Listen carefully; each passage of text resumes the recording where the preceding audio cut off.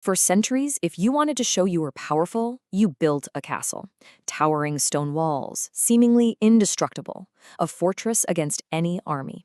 But then, a new sound starts to echo across the battlefields of the world, a thunderous roar that would shatter those walls and the whole feudal order they represented.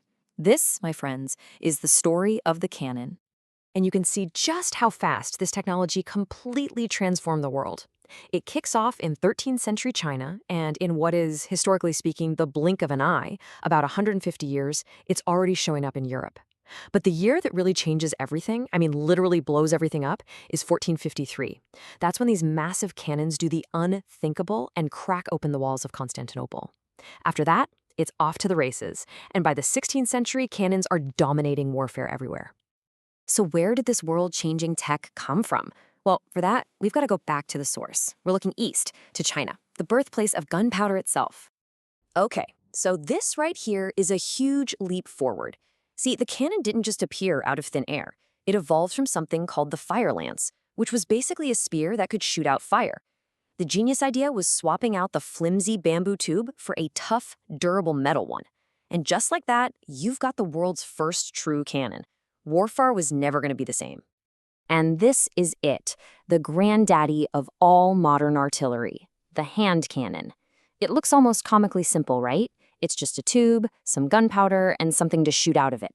But we have records showing Yuan dynasty troops using these things in battle as early as 1288. This small but totally revolutionary device starts to spread west along the trade routes, and pretty soon, the secret was out. But, just having the weapon wasn't enough. The real revolution was in perfecting it, both the powder that gave it its punch and the metal that had to contain that incredible blast. You should think of medieval master gunners as some of the first real chemists of warfare. They were constantly experimenting. And as you can see from this table, they figured out pretty quickly that the secret sauce for a bigger bang was potassium nitrate, or saltpeter. Over time, they tweaked their recipes, cranking up the saltpeter from about 50% to over 60%, and that created a much more powerful, much more efficient explosive. And the logic here is pretty simple, right? Better powder meant you could build bigger cannons. This new supercharged fuel allowed for the creation of massive artillery pieces that could launch projectiles with a force nobody had ever imagined before. And this really gives you the before and after picture of the cannons themselves.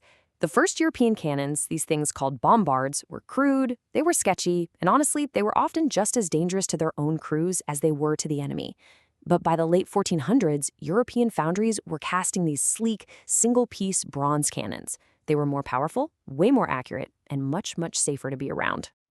So all this tinkering, all this innovation, it all leads to this moment. The moment where all that hard work pays off in the most dramatic way possible. The moment cannons made the medieval castle completely obsolete. I mean, can you just imagine the sheer terror of that? This quote is talking about the Ottoman cannons at the Siege of Constantinople. This wasn't just a physical weapon, it was a psychological one. It was announcing a brand new era of warfare with a sound that you could hear from miles and miles away.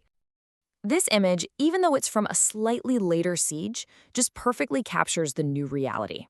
An army would show up, line up its cannons, and just begin a systematic, relentless bombardment. Day after day, the stone walls that had stood strong for centuries would just be pulverized into rubble. If there is one date you need to remember from all this, it's 1453. For more than 1,000 years, the walls of Constantinople were thought to be the strongest in the entire world. But in a siege that lasted just 55 days, a massive Ottoman artillery train of 68 cannons did the impossible. The fall of that city sent a shockwave across Europe that said, loud and clear, no wall can save you anymore.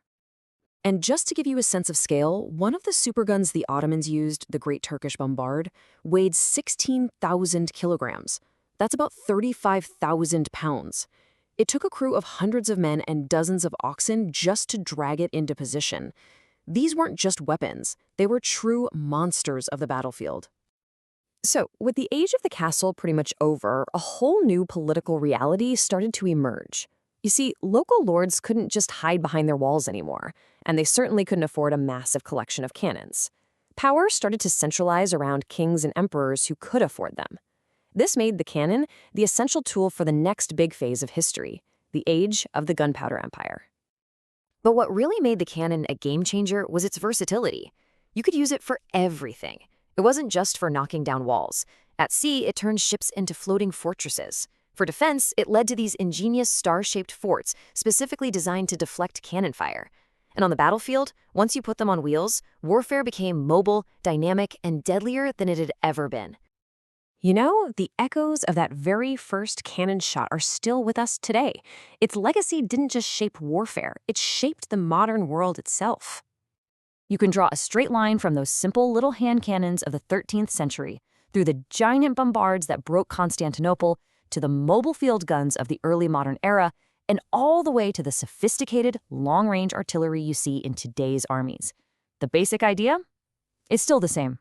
So, here's the bottom line. The cannon was so much more than just a piece of military hardware. It was a force of history that literally blasted away the medieval world, gave incredible power to centralized states, and kicked off an age of global expansion. It proved with terrifying clarity that a new piece of technology could make even the strongest traditions obsolete. And that kind of leaves us with a big question for our own time. Just like the cannon made stone walls useless, what future technology might come along and make today's most advanced defenses totally obsolete? History shows us again and again that no wall, whether it's physical or digital, stays impenetrable forever.